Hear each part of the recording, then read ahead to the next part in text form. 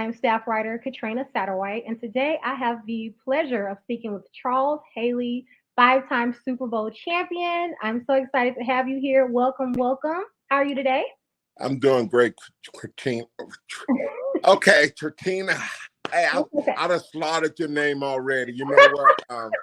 God, that's bad when you just start the interview. You can't even pronounce the name right. You're Katrina, right? okay. Katrina, right? Katrina, yes. Okay. It's okay. You just made me nervous. That's what it I, was. I'm sorry. No, I don't want you to be nervous. People butcher my name all the time. It's okay. Hey, well, I'm So, not gonna do it.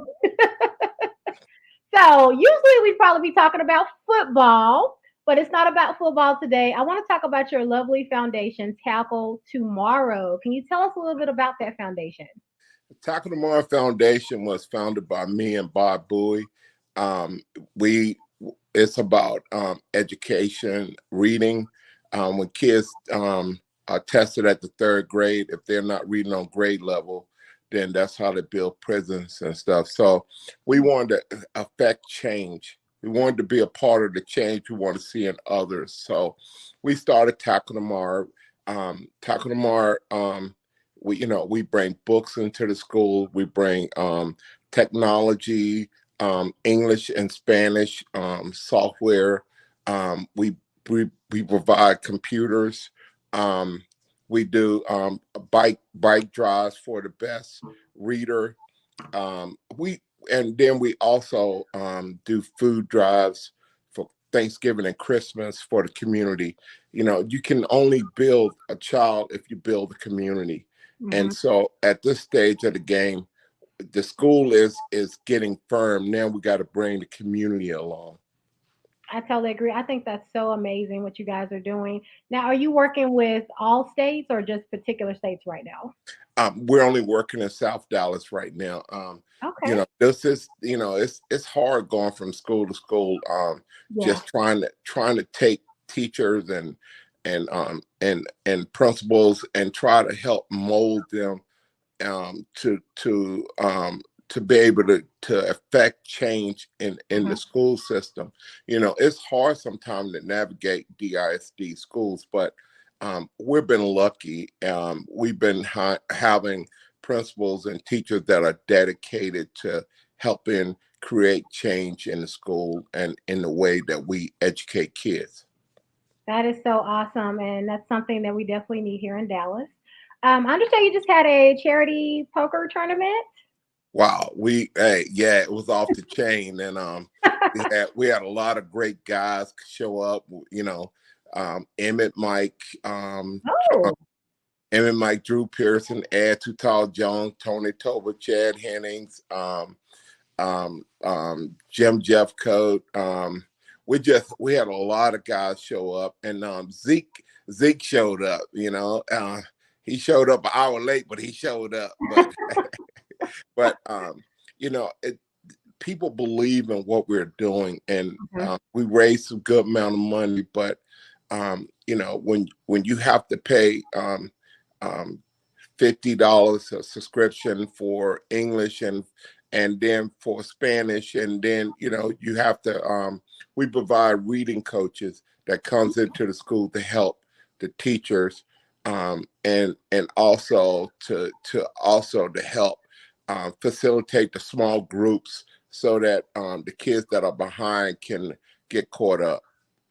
Nice, very nice. Now, what would a typical day look like for a child that enters the program? What kind of day would they have in a program like this? Well, they would spend they would go to computer lab, and in there they would take a class period and do reading and either reading in English or reading in Spanish to move the needle. This year we're going to the third grade. Other thing that we're trying to do is the kids that are going to the third and fourth grade. We got them reading. Now we got to get them to be able to speak and to Hmm. be able to stand in front of others. So we want to start doing some kind of program like writing poems or plays, whatever we can do to get them in front of each other to realize that you have to also not only read but be able to speak and try to get that stage fright off. Oh yes, that yeah, stage fright at that age, I can imagine. Yeah, hey, I still have it. Me too. Me too. Same. Okay. Are there any other events that you guys have coming up? Oh wow, we have a dinner coming up on September 12th at the Star, and then we have a golf tournament at the Cowboy golf course. Hmm. And during that time, we're on the 13th. We're going to have a luncheon at noon um, Hmm. for the non golfers, so that we can have a panel that will talk to the people that comes in for lunch, and maybe bring in new sponsorships into the school, and be able to talk to people about what we do. It ain't always about making money. Hmm. Sometimes it's about education, Yeah. because it's not about black or white, rich or poor. It's about haves and have not. Those with the education move forward. Those that don't go to stay in poverty or go to prison. We have to, in the black and brown community, realize that that's all we see, black and brown. Hmm. We don't walk out of the community and see the world. So we're trying to bring the world into them. We're trying to bring companies, mentorships from all colors to come into school, let the kids know that they can be whoever, whatever they choose to be, but they have to make that choice. Yes. And the other key is, parents, dream big for your children. Yeah. My mom and dad, hey, they went to the sixth grade and ninth grade, but they dreamed big for their kids. And you know what? We all have homes. We all have kids. All our kids are educated, went to college. I was Hmm. the first one to go, but you know what? Not the last one that's gonna go. And so, the cycle has to be broken at some point. You can either continue to stick your head in the sand and say, oh, the world hates me, and pity party, or you can get your head out the sand and say, you know what, I want it and I'm gonna take it. I want this and I'm gonna take it, because nobody's gonna give you anything. You No. have to take it. Hmm. You definitely have to take it, and like you were explaining, it's very generational. And so having those mentors, even if they're not family, having those mentors around to guide you is everything. That's a big thing. Yeah, that is big.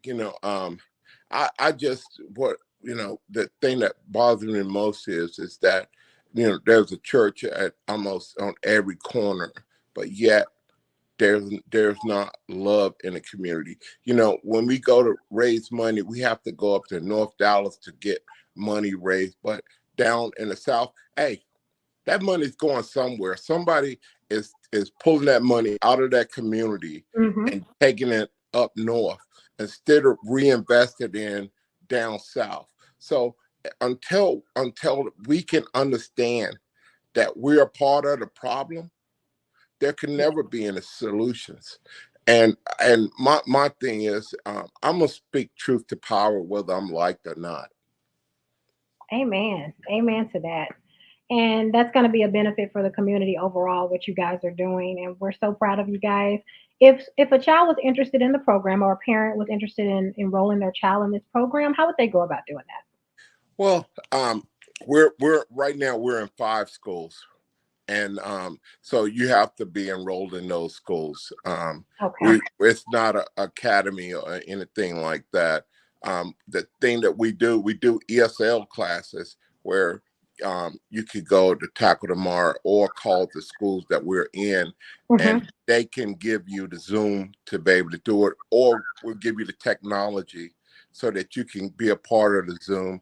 And if you're in those communities, you come to the school and to the computer lab and take those classes. We're also doing GED classes. We want to create change, but people got to stop worrying about others thinking that they didn't graduate from high school. No, who cares? Guess what? Get yours. Yeah. Don't worry about them. Get yours. So that's what we have to do. We have to help people to understand that stigma is gone. I'm bipolar. I have a mental illness. That's a stigma. But you know what? It don't define me Right. because I'm bigger than, I'm better than, I'm stronger than that. Yeah. So don't let a lack of education define you. Wake up, move forward. Show That's, your kids, look, you know what? If I can do it, you can do it, you know? yeah. That's beautiful. That's so beautiful. And I'm so glad to see that you guys have this beautiful foundation now. And I think a lot of children are going to benefit from it. They're already benefiting. Is there a particular story that you can maybe recall right now where you've seen the Well, benefits of the program you, so far? we started with Dunbar. Hmm. They went to being closing, and now they're a STEM school. And, Wow. they went from doors being closed to now a school, STEM school. And I mean, they they get it. And the other schools that we serve, we haven't been serving them as long as Dunbar, but they understand that if teamwork is dream work, I don't, my problem is I don't try to dictate to people how Hmm. to run that school. I just tell them what it takes for us to be in that school. Okay. And it's on them to find the solutions to how to problems. I can't solve all their problems, Right. and I'm not going to try to. But what I try to make them do is get the community involved, get community leaders. So guess what? Either way, it's building a stronger school. Don't depend on one person. Hey, that's not a team. A team is a group of people come together with one common cause. Yes. That cause is to create greatness. Yes. I love it. I love it. It's powerful. Is there a website that you guys have that we can go to at this time? Yes, it's tackletomorrow.com. We just revamped it. It has all the programs we're doing. You can go in and you can donate to the book drive. You can donate to the bike drive. We also have a toy drive because we give incentives to the kids for reading books, and so it's the little things that make the big progress. So a kid getting a toy, get them to read 3 books, and Yeah. that's what it takes. And people always want to talk about where the money's going because when they give to minority groups, you know Hmm. what? Your money is going to educate a child, not to be used for any inappropriate way. My outdoors, our finances, our everything is open to the public. There's no daylight between what we do. I want to keep transparency. I want everybody to understand that I don't believe in free lunch. I believe that you have to work hard. Jesus even said, if you don't work, you don't eat. So, Hmm. we have to bring back that mentality. A lot of people think minorities all they want is something free. No, we want opportunity. Yes. We want opportunity. You give us opportunity, guess what? We're gonna take what we want. Okay. Now, minorities, hey, you can't wait for opportunity. You have to create opportunity. So we have to, both sides got to understand that, it takes hard work to create anything that's worth holding on to. It does. Nothing definitely comes easy. And I'm sure everybody can relate to that in some way. I know I can. I know. Well, Charles, thank you so much for speaking with us today. I really enjoyed our chat today. And the website again, guys, is tackletomorrow.com. If you'd like to check out this interview with Charles Haley, definitely follow us at dallasweekly.com. You can also check out our social media at Instagram as well. Thank you so much, Charles, again.